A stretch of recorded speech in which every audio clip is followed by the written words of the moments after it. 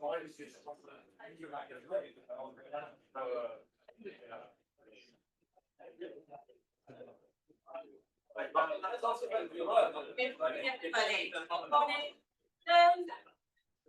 nice to see you all, and really it's lovely to hear so many lively conversations and discussions going on. That's definitely one of the purposes of today. So I would just like to welcome you, and please get your coffee, come and have a seat. My name is Annette. I am a research fellow in the Centre for Evidence-Based Medicine. I'm also the course director of our Masters in Evidence-Based Healthcare, and also as a fellow of Kellogg College. I want to very warmly welcome all of you this morning, and thank you for coming along to Kellogg College. A very special welcome as well to all of our returning Kellogg College members. I hope you all know that once you're a member of college, you're always a member of Kellogg College, so very welcome, and it's lovely to see you back. And welcome also to all of our visitors, whether you've been before or whether you're new to the college, and you're very welcome. So this morning we have a session with my colleagues. So Professor Kamal Heneghan, who is a Professor of Evidence-Based Healthcare and also an Urgent Care GP. And we also have my colleague Professor Kamal Mahtani, who is a Professor of Evidence-Based Healthcare and a GP as well. And they're going to talk to us a bit about 30 years of Centre for Evidence-Based Medicine at Oxford. Thanks, Annette.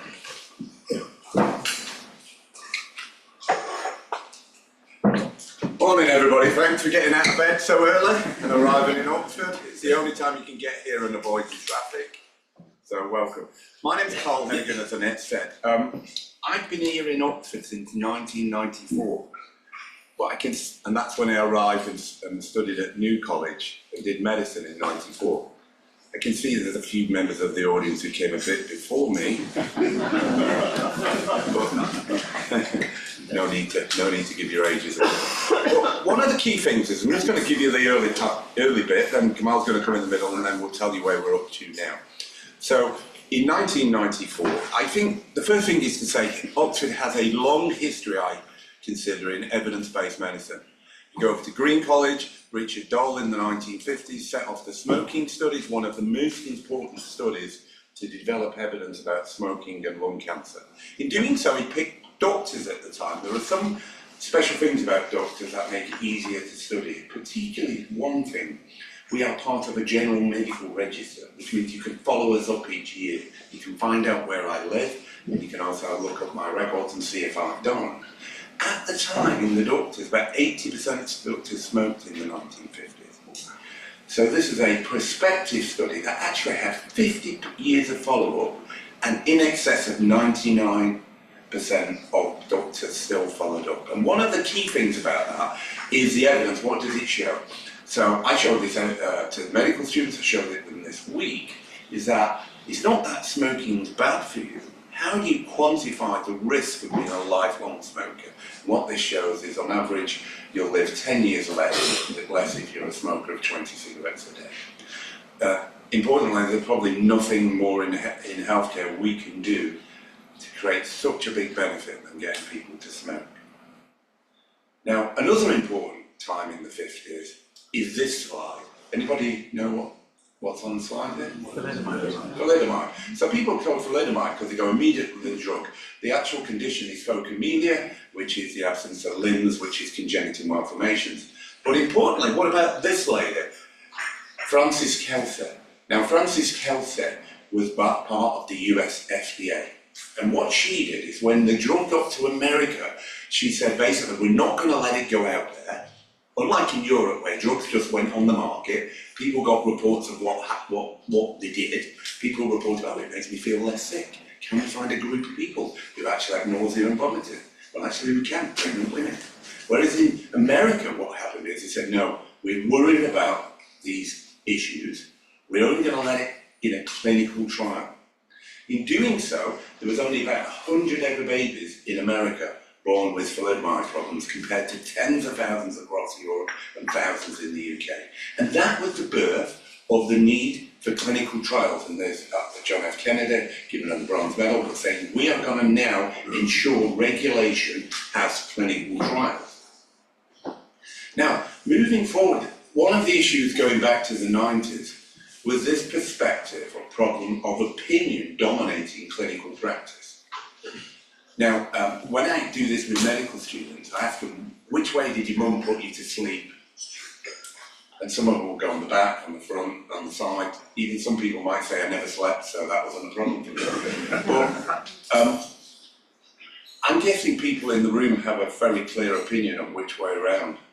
Anybody? On the tummy? On the back? On the back? On the back. Side. Okay, so we've got all possible ways, haven't we? Perfect. Now, the interesting thing is this chap, at the time, anybody own this book? Somebody must have done. There was a time, wasn't there, when people read books. And I have to explain that to the modern generation. People bought books. Not that they went to the phone. Now, Dr. Spock actually says here 19 million. Actually sold 50 million copies. That's my ambition, to sell a book that's 50 million copies. I wouldn't be here this morning if that was the case. But this was the Bible for what to do. And this is what Dr. Spock said. Disadvantage of a baby sleeping on his back. If he vomits, he's more likely to choke on the vomiters. I think it's preferable to ask a baby to sleep on his stomach from the start. So those who say, oh, on the front, are thinking pathophysiological. It makes sense, doesn't it? Lots of what we see in healthcare is, it makes sense to do this because physiologically, anatomically, okay, that makes sense to me. However, the problem is, when you start looking at the evidence, you start to see from systematic reviews what we call the best available evidence. You can see here, there's an increase of sudden infant death syndromes from front sleeping compared with back of about threefold. Now, I'm asking you to go back a bit in time, is in the 90s and 80s, there was like a weekly news about sudden infant death syndrome, wasn't there? You just heard about it. Well, there were cases about people, in legal cases, because they had two. You don't hear about it anymore, do you? And that's because now we follow an evidence-based approach where this shows you on this side going down is the number of sudden infant death syndromes per 1,000, and this is the back to sleep campaign and the increasing proportion of children sleeping on the back. Oh yes, there are other confounders like reduction in smoking, but the difference is about 1 child per 1,000 live births.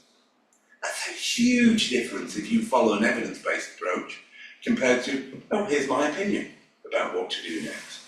So this is a very important position of starting to understand our need for the best available evidence. And then just before, at the end of the 80s, was this issue about anti-arrhythmics. And this is a book by Thomas More called Deadly Medicine. And it's about a drug called an anti-arrhythmic, that when you have a heart attack, your electrical activity in your heart, because some of the muscle dies, can become chaotic. At that point, you can get a rhythm called ventricular tachycardia, VT, or ventricular fibrillation, VF, and you're at sudden impending risk of dying of cardiac arrest. Now, this is a phenomenal book to read, and I just wanted Annette to read out the prologue so you can get a sense of the scale of the problem. This book tells the story of America's worst medical drug disaster. Over just a few years, an estimated 50,000 people died from taking drugs intended to prevent cardiac arrest. After hundreds of thousands of patients routinely took these drugs, a definitive medical experiment proved they did not prevent cardiac arrest as doctors had believed. Instead, the drugs caused cardiac arrest. Often the effect was so sudden and unexpected that people literally dropped dead while going about their normal lives. The result of this single medical misjudgment about the properties of these drugs produced a death toll larger than the United States combat losses in wars such as Korea and Vietnam.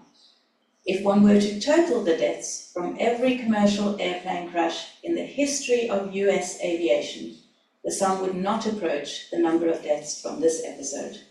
Thanks, Annette. So that was a real wake-up call to say we need an evidence-based approach. And so in the mid-90s, what happened is two important things happened. I came to Oxford, and so did David Sackett. And David Sackett actually came within about 2 weeks of me arriving. And one of the key things in a medical school in Oxford, in the preclinical, it really is tough. And in them days, it was all about basic sciences. And I wanted to do something about actual healthcare. And so somebody said, go and have a chat with this chap, guy. He's a bit wacky, he's a bit weird. He's got this new idea that we're going to practice medicine based on evidence. Now, when I say that today, actually, I'm professor of evidence-based medicine. People look at me and go, that's a bit weird. Isn't all evidence-based on medicine? Surely. That's what the public think, don't they? But actually, huge problems in the quality of medicine, how we interpret it, competing interests. But what happened is, with Day's arrival, with this real sort of energy in the mid-90s, to try and say, we need to inform decision-making. I have to say it was an incredibly exciting time here in Oxford. The Cochrane Centre started here, Cochrane Collaboration, up in Summertown. That was launched in 94-95. Doug Altman was here, one of the leading professors of medical statistics in the world. Sadly, he's died now, set up the Centre for Statistics in Medicine. And there was a real need to start to put together some of the ideas. I actually found this is the first website that we started. You know, it looks sort of like archaic, but actually, how to teach evidence-based medicine, creating tools was our, and one of the remits was to give everything away for free. All of the resources, all of the tools that we do, we just give away, and that's always been a philosophy of ours. And one of the also philosophies was this idea that actually you can't keep up to date with the medical literature. You just can't go and say, of the 11,000 conditions, I'm going to read about them and somehow you have all this knowledge. But actually your job is to understand how to ask the right questions and pull information to you when you need it. Shift your focus to current problems. And in fact, this is what they built, was an evidence cart. And this cart was used to be taken on ward rounds, shoved around on ward rounds, it had a laptop. And in effect, I show the medical students today and say, that is this today. It was like the forerunner of like tech in them days. But actually, importantly, down here shows you how long it took to find an answer. And here, if the topic had been previously placed, it was about 20 seconds, less than 20 seconds. But on Medline, which is now PubMed, it's about 90 seconds. That's pretty impressive, isn't it? Now, if you've got the skills to search efficiently, you can get to an answer in under 60 seconds. The problem in these days is everybody's starting to use the generative AI and the chat GPTs, don't they? And there are huge issues with that, which we might come to. But that led to the idea and the notion of an evidence-based medicine approach, which is an important approach which has 3 features. And these are incredibly important that all 3 are part of the decision. The best available research evidence, clinical expertise, I also put experience in there, it can be helpful on occasion, but also patient values. Often we can present patients with the same information, the same evidence, and they may come to different opinions about what to do next. That's okay. What we can't do is say, here's the research evidence, this is what you do. That's a very doctor-centric approach. Patient-centered healthcare means you're part of the decision. Now the question is, within that, we've been on this journey to try and understand best available research evidence. And I'm going to hand over to Kamal, who's going to give you some examples of that. Hi, good morning again, and thank you, Kamal. So I'm Kamal Mahtani, I'm a GP, practicing GP, and also a professor of evidence-based healthcare, and I've been, for 2/3 of those 30 years, I've been at the centre, so for 20 years, and I'll just share some reflections, I'll build on what Carl just left us with, thinking about what does our work do in terms of providing the best evidence base in our research. So our research vision at the centre has always been to be a global source of high quality evidence on which clinical decisions, healthcare decisions can be reliably based. And over the years we've mapped our research evidence domains, and you can see some of them up here, so prevention, diagnostics, therapeutics, methods, communicating evidence and health services. And my particular area of interest is in therapeutics and health services. So how do we optimise and improve the services that we give to patients and members of the public through better evidence. And one of the core philosophies, as well as our vision, is that we're not afraid to find hard truths to tough questions. And I'll give you 3 examples of that in this talk. Right, who recognises some of these pictures up here? Yeah, okay. That first one, the orange bottle, doesn't look like that anymore. Who remembers what we used to use that orange bottle for? Energy. Energy, yeah. Recovery. Recovery, some sort of medicinal purpose. And if you wanted to, go to school and do sports, some sort of plimsolls used to look like that. And if you wanted something that was protein-based, you'd have a glass of milk. Over the years, these things have evolved. And now Lucozade now looks like a very fancy drink like that. Trainers don't look like trainers or plimsolls. And if you need protein, now they're protein shakes and powders. So things have changed. So in 2012, we asked the question, do sports products and drinks really improve performance? Because if you look at the advertising, they will tell you they'll make a massive difference. What does the evidence actually tell us? So we launched a massive campaign, a massive research program to explore that question. As Carl highlighted, we did systematic reviews, we analysed unpublished data, we talked to people, we spoke to stakeholders, looked at the field of sports science over the last 20, 30, 40 years and come up with some data. What do you think our data show? Have a guess. Brilliant. Summed up already. And the work was also featured on BBC Panorama, where Carl spoke and others as well, highlighting some of the work, some of the research findings. And you're absolutely right. Top line, current evidence is not of sufficient quality to inform the public about benefits or harms of these sports products, these trainers, these drinks. But often they're accompanied by bold claim, but they actually don't really stack up when you look at the science. So the key takeaway, advertising does not equal good evidence. So that's one of the key messages. Second example, right. What was the last pandemic we had before COVID-19? Can you remember? 1919. Before COVID, so that was certainly one of them. SARS. So swine flu, who remember swine flu? 2009? Yeah. So swine flu, respiratory disease, respiratory illness, 2009, caused by influenza A and B. And didn't quite have the same impact as COVID-19 on society. But it was declared a pandemic by the WHO in 2009. And governments, as they did in March or January, from January of 2020, start preparing for this pandemic about to sweep the world. And in the UK, they were starting to look at different treatment options, as were other governments, of course. And one of the treatment options that came up was a drug called Tamiflu, which is the trade name, the chemical name oseltamivir. So it's an antiviral drug used to treat and prevent flu viruses. Had been around for a little while. But actually, the evidence about the drug was quite variable, perhaps even modest at best. Nonetheless, many governments, including our own government, spent millions, $500 million stockpiling Tamiflu as a way of sort of preparing for the pandemic. And of course, we asked the question, okay, well, this is an important intervention in society. Should adults or children take Tamiflu if they have a fever for this purpose? And we did exactly what we've done before. We looked at the evidence, we looked at it systematically, we tried to look at all the evidence on a given topic.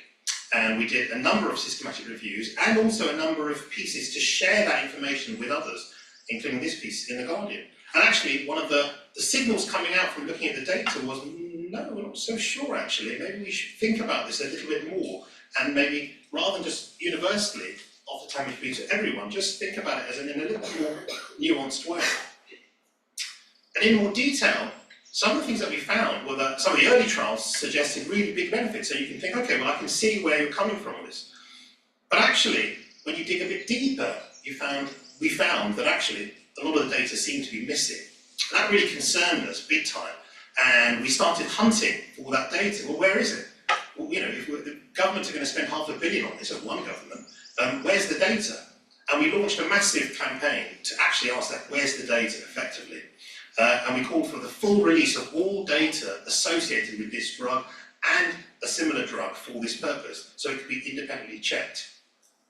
Obviously, that doesn't happen overnight. So with continuous pressure, asking colleagues to help, bringing together shared and liked people, we managed to get the data. And here's an example of a headline where highlighting one drug company agreeing to release all data associated with that particular drug. So, as I said, it can be independently checked and verified, which we did. We looked at the raw data. What we didn't quite anticipate would be how much data. There was over 150,000 pages. So a typical journal article, anybody have an idea? Typical journal article? 3 pages, 8 pages maybe? Yeah, so you've got 12, 13 trials. It's doable. We get this dossier of 150,000 pages. But we said we would do it, so we would have to do it. And however long it took, it's in the public interest to find out, what does this drug do? What is the evidence for this drug? And we did. And it took not just 1, 2, 3, it took a team of us, clinicians, policymakers, methodologists, statisticians, members of the public, all to advise how should we best analyse this data in a really robust way. And we did. And we produced 2 pivotal Cochrane reviews in and around this area, in and around analysing this data. And here's one of them. And as you can see from the number of authors and co-authors, it doesn't happen with one person. It has to happen in a team of like-minded stakeholders who believe in the principle of good evidence for good decision-making. And in terms of the headlines, well, yes, the drug appeared to, certainly from that review, appeared to shorten symptoms by about maybe 16 hours. Okay, now you can argue, does that matter? We can have that discussion. No real reduction in hospital admissions, no real reduction in children, for example, who we're taking if they've got signs of pneumonia as well. So again, going back, fairly modest given £500 million worth of stockpiling. But also there were signals around possible side effects as well. So we found that on average, there was a reasonable number of cases of people vomiting, feeling nauseous, and possibly even early signals around mental health disturbances and kidney disturbances as well. So perhaps not as favourable as we might think had we not looked at that data in such detail. And actually, the Cochrane review that we produced made headlines again, questioning whether actually government should be spending this much money on the drug and similar drugs for this purpose. But actually, on reflection, sometimes it's difficult to have these debates in the open, but the government said it would stockpile Tamiflu again, despite the evidence, and I think it's still using Tamiflu. So you can see there's lots of debates still to be had. Nonetheless, we still stand by our principle. We're not afraid to find hard truths to tough questions. So let me give you one more final example then. Here's a question for you. During the last pandemic, should schools have closed? During the last pandemic in the UK and other countries, what are your thoughts? No. Okay. Remember nuance? But no is a very interesting direct answer. I think maybe you're right. But let's look at the evidence. So actually, if you look across a spread of countries across the world, what was really interesting when you look at data, when you take a step back and you look at data, this, without going too much, this shows you some of the variable numbers of school closure days across a number of countries. So at this end, you've got Chile with the highest number of school closure days during the pandemic, and right at the other end, you've got Sweden and Iceland with very few, if any. Okay. So what does that tell you when you see a graph like that showing different countries going through the same pandemic, having different number of closure of schools during the pandemic? What does that tell you? No idea. There's uncertainty. Right? There's uncertainty. Somewhere in this decision making, there's a bit of uncertainty. How do you help reduce uncertainty? You look at data, you look at evidence, you talk to people. Okay, you think about things in a nuanced, balanced way. So we ask the questions. Okay, look, let's take a step back. The pandemic is now we're coming through it, thankfully. But the next pandemic might be, next year, next decade. Who knows? Okay, so let's take stock. So we ask the question: what are the possible benefits and harms from school closures? I.e., can we learn from this for the future? So what we did, in fact, it was actually I worked with a medical student. Carl's going to talk about teaching in a moment, but a medical student came and said, "I'd like to train a little bit more on these methods." Okay, I've got an interesting question. Let's work on it together. So Sam Hughes, the first author here, we worked together, and we looked at 500 or more than 500 studies and extracted data from over 100 global studies on this topic.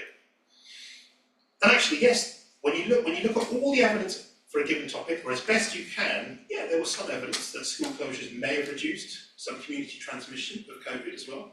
But also, it was certainly a very strong signal about risks of harm. So worsening physical and mental health for children, loss of learning, and increased domestic violence exposure, and many other things which I've not even listed here. And yes, the overall quality of evidence was quite variable. We'll come to questions in a moment, if that's all right.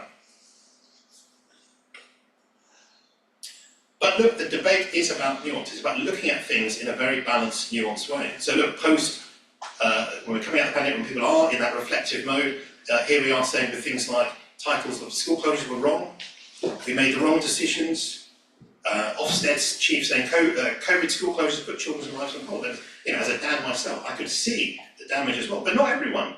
Here's one of the ministers in Scotland. Not closing schools in the second lockdown would have been reckless. So it's still not quite clear for everyone. Here's the WHO stance and reflection on this. COVID-19 has had an unequal impact on children and adolescents, particularly from those from disadvantaged backgrounds, i.e. and schools were closed as well. UNICEF, the scale of education loss nearly insurmountable. We don't know the generational impact of these closures yet. Somehow decisions were made. So the review is now cited in the World Health Organization database, reflections on COVID. And as well as been cited in the module 2 of the COVID inquiry, which is still ongoing in the UK as well. So that just hopefully gives you a little bit of flavour. And as I said, we're not afraid also to communicate the methods, the things that we're doing, so others can learn and hopefully share with us as well. And so I'll just leave you with this final thing. In 2017, we launched what we call the Evidence-Based Medicine Manifesto for Better Healthcare. And in that, we put a series of recommendations that we felt were reasonable. Having looked at all some of these issues, these case studies, how might we then offer others some reflections on how to improve the evidence? And as you can see, I won't go through all of them, but some of the things we speak about. Expand the role of patients, health professionals, policymakers in research, including stakeholders, is vital. Increase the systematic use of evidence, i.e. if you can ask a question, try and seek all the evidence, wherever possible, on that given question, rather than cherry picking one or two bits of evidence and making decisions on that as well. There's many other things which I won't go through. But hopefully that gives you a bit of a flavour of some of our research work. And like I said, not afraid to find hard truths to difficult questions. But I'll hand back to Kamal. Thanks, Kamal. That's a sort of just a snippet of what we do. But I'm just going to give you a little bit about where we're up to now. Some of the things we think we're most proud of or effective. So number one is, this is celebrating 30 years of teaching evidence-based practice. We've just had the last week where we have trained over about 1,000 teachers. What we're trying to do is do ourselves out of business. If we go out there and train other people, they'll teach you better or else. But actually, as we keep doing that, actually our business grows and expands. Because I think now there is more of a need for people to be able to teach an evidence-based approach, reflect on certainty and inform practice than ever. So that's one aspect of what we've done. But the thing that has been hugely successful is we run a whole programs in evidence-based healthcare, which include a master's and a DPhil program. If you think about education, traditional education is you go to school, you come to university, then you may go into the workplace, but you might do a master's and a DPhil. And some of those people will go on to do academic, but may go back into the workplace. But if you think where we are now, actually there's a huge need to be a lifelong learner. And all of our people have been in the workplace and then come back to us, so they're all flexible lifelong learners. They do all of it part-time. And they come from around the world, and a good example is the sort of students we attract. This is Pamela, who's just finished her DPhil. She's looking into integrated care in Africa. She's supervised by Annette and me. She passed the DPhil. We attract people who don't want to make it easy for herself. Pamela has 4 children, and therefore they have these chaotic lifestyles, but they're passionate about an evidence-based approach to solving the problems. And if we got everybody in this room, there's on about 185 students on our programs at this moment in time who are based in about 29 countries around the world. And so that's been amazing, and about 80% of the students here at Kellogg. The second thing we do is we try and infiltrate and indoctrinate students right at the beginning about an evidence-based approach. Before they go into the world and become full of opinions, get influenced by industry and competing interests, we teach now a programme of activities, starting in the medical school, but also we've extended it from just teaching about evidence-based medicine. One of the things, and applying evidence, we make students active. So we have about a third of the cohort come and do systematic reviews with us. And examples mean very simple basic questions like effectiveness of honey for symptomatic relief in upper respiratory tract infections. If you have a cough, would you take honey? If so, how much? Isn't that an interesting question to have a bit of evidence to inform it? Well, if you go online, you can look up this and see the systematic review. But also our medical students, this is led by a medical student, find themselves in the press then and in the media because they're asking questions about important issues. And what's nice about this is that I tell them that you start to be called like Oxford scientists immediately. Overnight, you're like an impressive scientist. Now, in terms of what we do, one of the other things we do is support patients and the public. We have a huge number of people who come to us with issues, and this is one of them, for instance. You may never have heard of this. It's a hormone pregnancy test called Primidos that was used in the 1950s and 60s as a pregnancy test. If you were pregnant then, this is before HCG, what they used to do is give you a little pill which was like a contraceptive pill but had 40 times the dose of progesterone, and if you bled you weren't pregnant, and if you didn't bleed you were pregnant.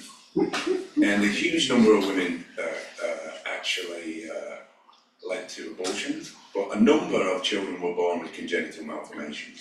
We have been coming to provide an evidence-based approach. We've done the systematic review. This remains one of the biggest scandals, I think, up there with the post office. It's so big though, the government and the industry still deny the issues at hand. You go online, look it up, you can get the little videos on Sky, Primidos. There's a whole film and documentary about it on Sky. And at some point, this will become one of those. This is comparable to Plüddemann in my mind. The reason it isn't is because so many children had abortions actually and didn't come through in the same numbers as they did with Plüddemann. Other ones include the harms of transvaginal mesh.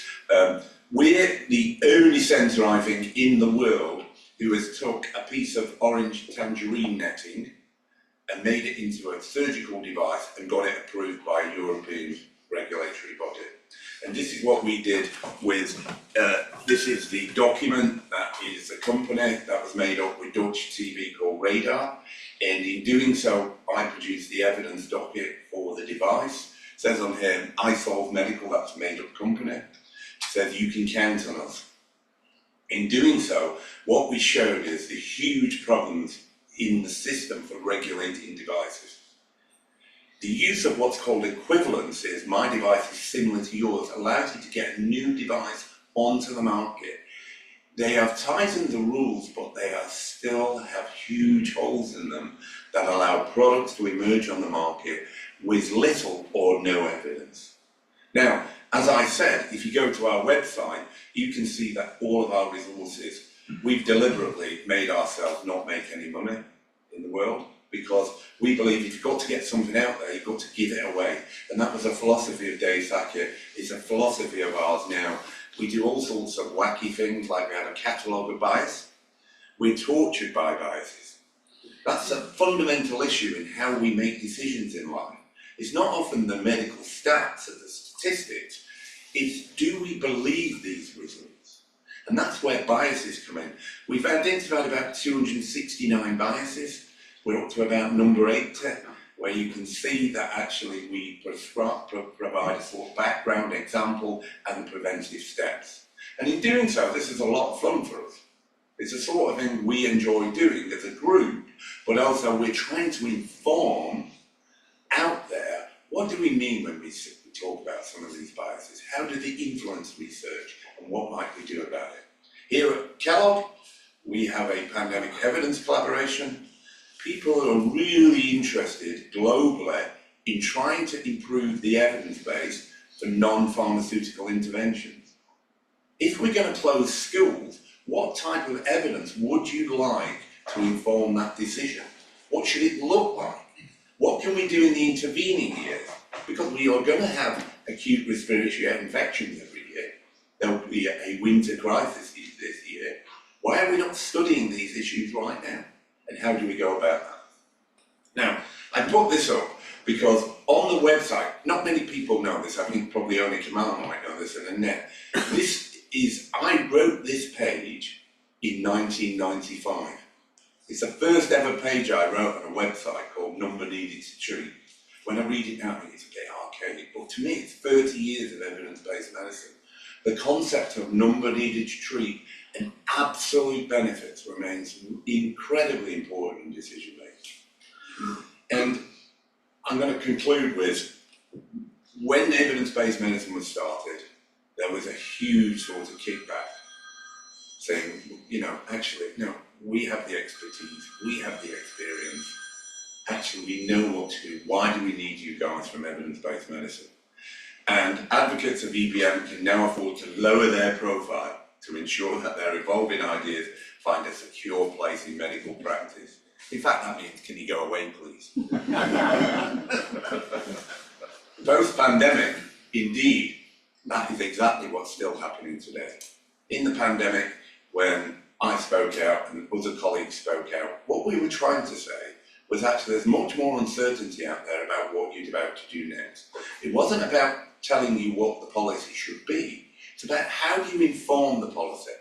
So when you decide to close schools, should your minister be going saying, look, I'm really sorry, we have no evidence, we don't quite know what we're doing, but just in case we're going to close schools? Then you'd have a proper debate about, well, hold on a minute, what about all the harms in that? Why has that not occurred? So the basic point about evidence-based practice is that what you're in the business of is informing decisions and reducing uncertainties. We live in a world where people create fear and then offer you certainty about what to do next. In a world where we've got conflicts of interest, huge vested interest in the amount of money that can be made in healthcare, in a world where we've got vast access to knowledge in all sorts of odd ways through social media, TikTok, and in a world where artificial intelligence, and we talked here about, going to solve all our problems, we think it is imperative that actually there is more of a need for an evidence-based approach now more than ever. Thank you very much for listening.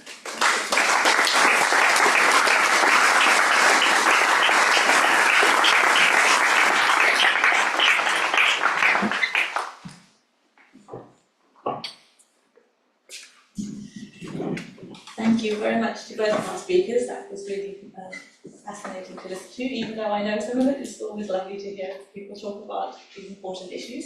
So I would now like to open the floor to questions from the room. I think we have gentlemen in the middle here. Where were you during the COVID shutdown? Given your evidence, why didn't you stop it? So, some people will know in the pandemic, me and particularly my colleague Tom Jefferson, we wrote an awful lot in the media. I appeared in a lot in the media. In September 2020, I went to 10 Downing Street with Sunetra Gupta, who is here based in Oxford, who is an incredible epidemiologist and thoughtful. She works in basic sciences, but comes at a different approach. So we tried to inform the debate. I have to say, the fear was so great. The amount of overnight experts was unbelievable. The certainty provided by modellers, and then the backing from government about how we go about this meant that what happened is, for instance, that slide shows you the government had a unit which was a counter-disinformation unit that tried to shut down anybody who went against government policy. Now, if that doesn't frighten you, I don't know what should. So there was a complete approach to silence people. We got complaints against us. People asked for us, particularly me, to be sacked from my job here in Oxford by trying to take an evidence-based approach. The thing is, that's not unusual when you take an EBM approach. It's quite stunning because what happens is people have a particular view of how to go about things. In doing so in the pandemic, what happened is there was a huge fear component to it, wasn't there? But I consider what happened is everybody has a tipping point where suddenly they start to scratch their head and say things don't quite add up the way we're going about this. But for some people that still hasn't occurred. Because the idea that you all stay at home and what that does is reduce my risk is actually true. But the problem is at some point you've got to re-emerge, haven't you? And in re-emerging what you see is the huge problems that we face today. Whether that's the economy, whether that's education. But in healthcare right now is an utter mess. We've got 7.3 million people on the waiting list. 8.5 million people take antidepressants in this country, 1 in 7 people. Go on with the list. If you have cancer, it's going to take, with some cancers, 56 days to get a diagnosis. What I'm amazed at is why isn't there more outrage about these issues? There are so few people writing about simple ways to improve healthcare, which is what Kamal was saying about the health systems. We know that actually if you're seen and treated with things like sepsis or heart attacks, then actually outcomes are better. But somehow we don't want to do that. Yet in a pandemic we can spend 400 billion like that, no problem. Why that occurred, there are 2 things. One is social media. The way information is escalating now. If you go back, some people said 1990, but I was born in '68 when we had a pandemic in that year. By the time it had come and gone is when people had realised about it. And then the second is modern PCR testing, which is an incredibly effective technique, but it is so misused, it's quite unbelievable. So I think people did try to speak out. Ultimately, what changed the whole state emphasis was the public, what the public really thinks. And when they get it, that's when we saw the serious changes. Thank you. I'll vote for you for Prime Minister. So during COVID, what did you make of the phrase used almost daily, we are following the science? Yeah, so if they'd have used the phrase, we are following the evidence, there would have been a drastic outcome that was different to what happened. The issue about science is inherently uncertain. It's about discovery. So when somebody like Neil Ferguson puts up a model, a mathematical model, that's basically science. And basically, it's unvalidated, it's a hypothesis, but it bears no truth to the reality of what's about happening next. I think though the politicians, what they did though is say, in following the science, when it all goes badly wrong, it's your fault, not ours. Yep. So the strategy in politics is try to divorce yourselves from what happened next if it goes badly wrong. Just to say, that's exactly the same issue that happens with things like NHS England. NHS England was derived to say, well look, you run it, and then actually, if it goes well, we'll claim the benefits of politicians, but if it goes badly wrong, it's their fault. And 13 years in, they're going, actually, NHS England isn't fit for purpose. So this idea of following the science, just remember it's inherently uncertain and it's about discovery. Yeah, just to add to that, more generally, one of the things I've learned and on my reflections is, as a scientist, is it's very easy to cherry pick a piece of data now because there is so much data. You can spin an argument that sort of fits your hypothesis and cherry pick data and present it as a scientific piece of work. And it is in some way a scientific piece of work.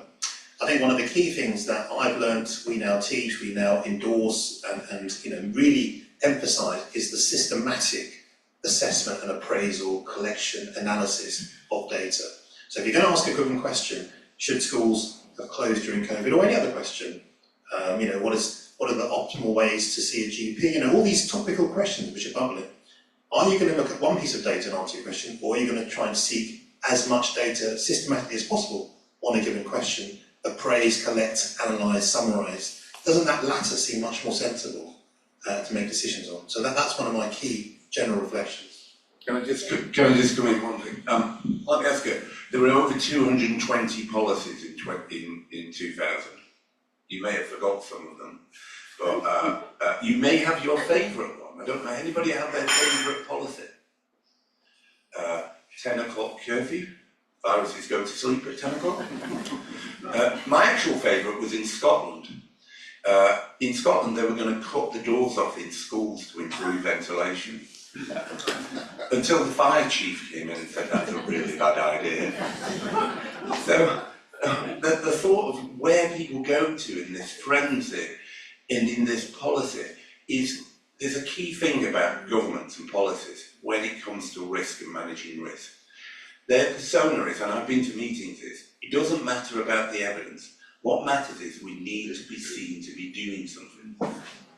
Whatever that is, the public won't allow us to sit here on our hands and do nothing. And so remember, that's what's happening all the time in government. Okay, at the back. I think just back there. What's the next question? At the back. Lady at the back. Oh.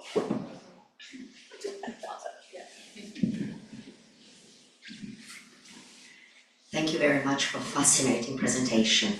We breathed the same air. I was here at the same time as you doing DPhil in biochemistry building at a paternoster lift that was open, and we would have bacteria in our beaker and just jump on and jump off. And I wonder what is security for fire rated then, and we could talk to Ed Sudden frequently for sudden blotting. So you mentioned the quality of evidence. My husband is Swedish, I speak Swedish. In Sweden, universities are closed. Nobody knows about it. So the statistics you look at, and anybody who uses Sweden for comparison, I'm from Croatia. If I get infected in England now, go to Sweden, I'll infect 10 people. If I go to Croatia, I infect thousands. The number of coffees I will have is completely uncomparable. So my question is right now, you showed us something, and thank you very much for the sport evidence-based medicine. How can sport advertisement continue around, and how can all these lookers at another drink be ingested by our children and by our students more than ever before? Thank you, and thank you again. So I remember the biochemistry building. That was that tall building, wasn't it? About 8 floors high. That's been knocked down. In fact, we used to go for a lunch there because it was on the top floor, wasn't it? And it was the best view in Oxford. So I now realise why I was unwell all that time getting the lift down. The first thing is to say, coming back to the transmission and the evidence, we've produced the largest number of systematic reviews to look at transmission, to try and understand how acute respiratory infections are actually transmitted. If you could understand that, then you might understand how to intervene, won't you? But actually, people are more interested in actually the solution than the problem. And in doing so, that's what attracts all the money.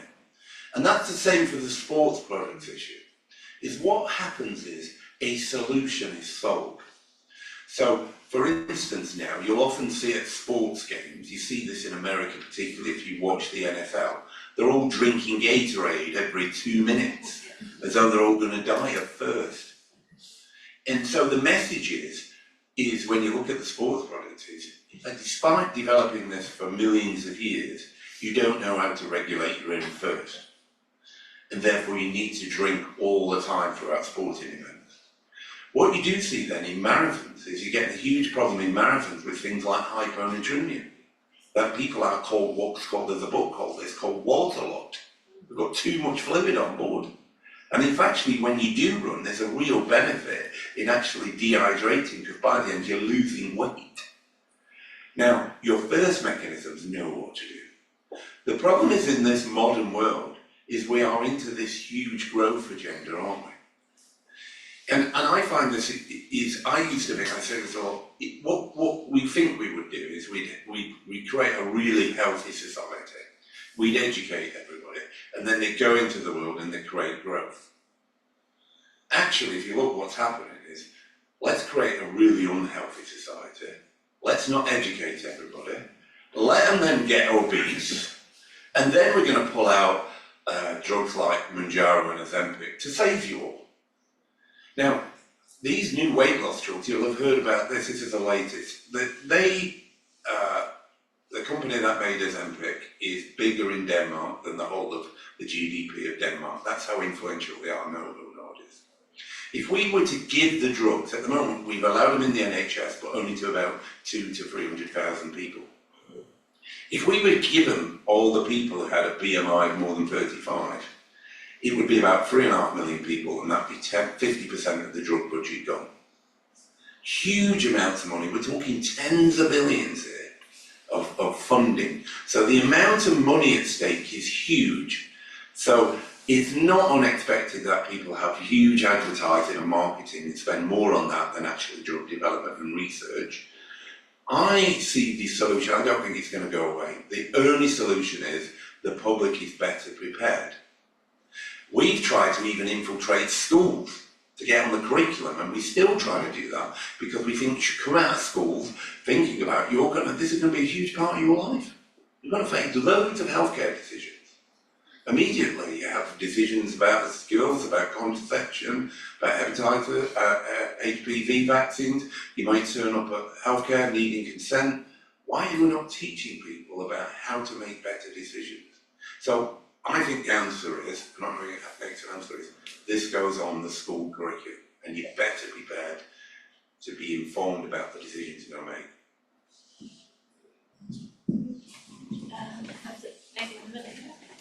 Thanks. You just touched on something by talking about people making better decisions. I'm interested in the intersection between the humanities and data-driven approaches. So, have you have you done any research into the effect of human emotions on making data-driven approaches? Yes, I'd like to start that answer if I may. So, one of the things we didn't get time to talk about is in 2018-19 we launched a massive program of research, which is still ongoing, looking at this concept called social prescribing. And social prescribing, for those that haven't heard of it, it was sort of launched, I think Matt Hancock, one of the former health ministers, was one of the big advocates of social prescribing. And effectively, it's the NHS recognising that our health and well-being is influenced by a variety of influences. So not just our physical health, but our emotional, our mental health, our environmental circumstances, our social circumstances, our economical circumstances. So how do they all link together to influence our general health and well-being as a whole? So through that bit of research, we have worked very closely with the arts and humanities sectors, with the social provider section, with museums, with gardens, with libraries. We've done some work here at Kellogg to try and identify how can we improve healthcare, but looking at a much more holistic, taking a much more holistic approach. So it's an ongoing program of research, very happy to talk about it, or be contacted about it. I think it's a useful thing to highlight the fact that that was the first time, certainly in my healthcare career, that I've seen a real emphasis on that more broader recognition of the wider determinants of people's health, the social, the economic and the environment. So yes, so we are doing a lot of research. We're looking at things, for example, then I'll hand back to Annette, the role of link workers. So these are colleagues who are now employed by the NHS to link people from GP practices to the arts, to museums, to other or community-based assets that may benefit their health and well-being. So yeah, it's an ongoing program of research. Looking at the time, I think we have time for one last quick question. So I think because I've seen the gentleman in the back has had his hand up for a little while. And I apologise for everybody else who's asked questions, but this will be our last question. Good morning. Thank you for a very informative discussion. I'm tackling this problem from a different way. What I've seen over the last decade is a proliferation of devices that can monitor your health very well. Apple Watch is one.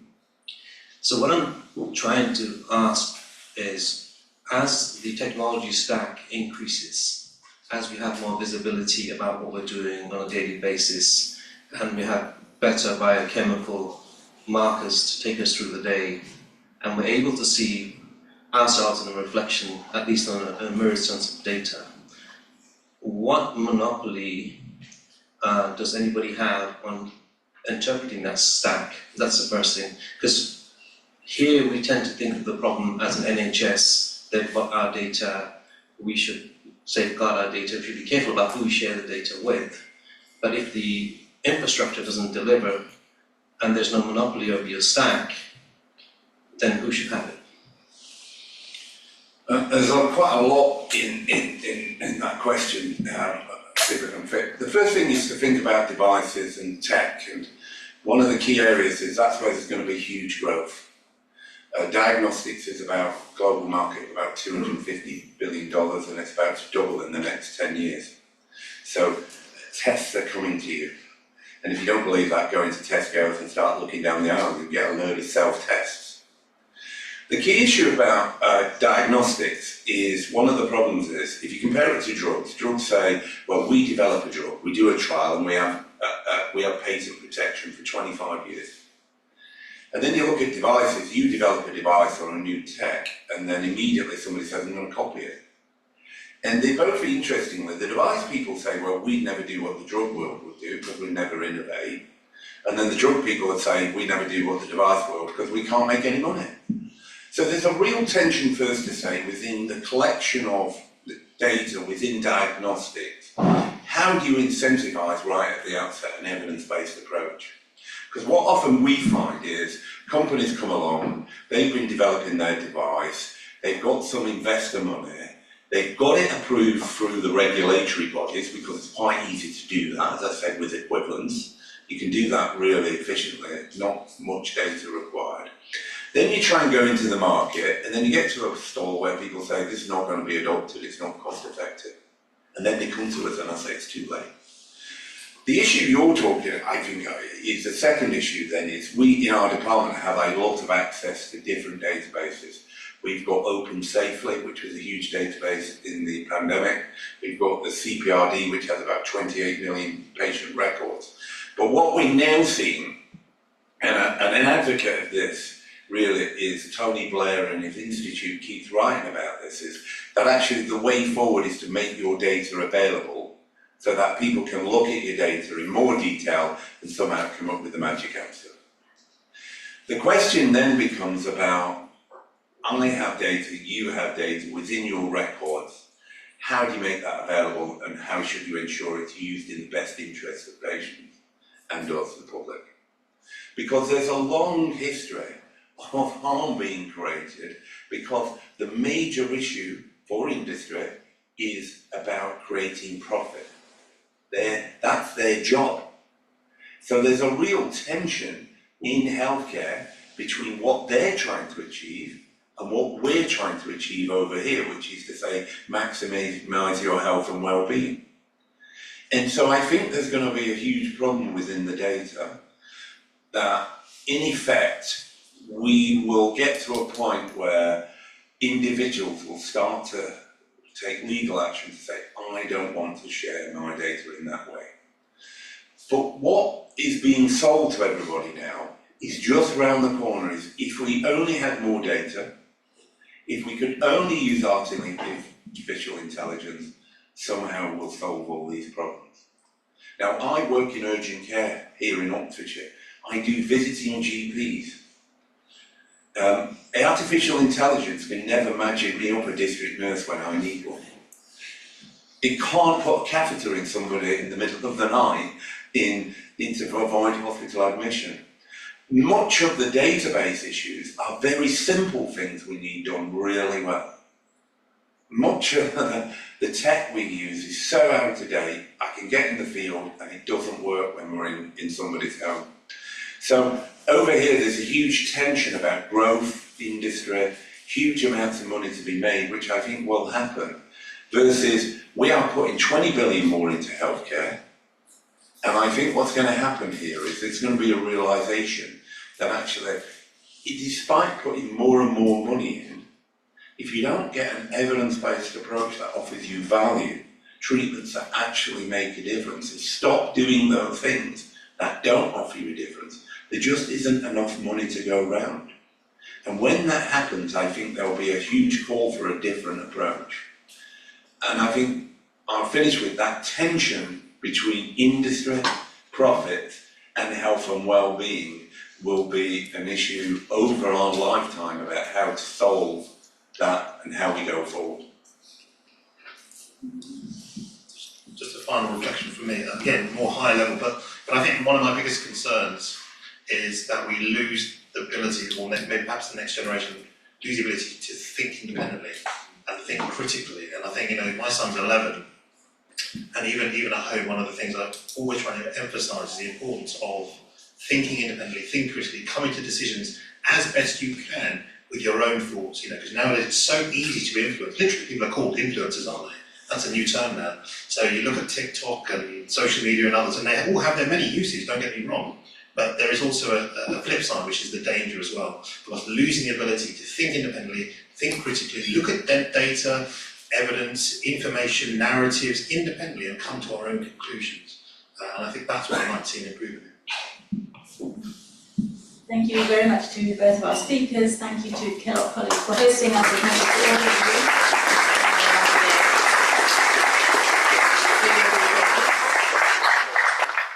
Just leave me to wish you a lovely day in Oxford, and please do go on to whatever you are going on to now. And it was lovely to see you. Thank you very much.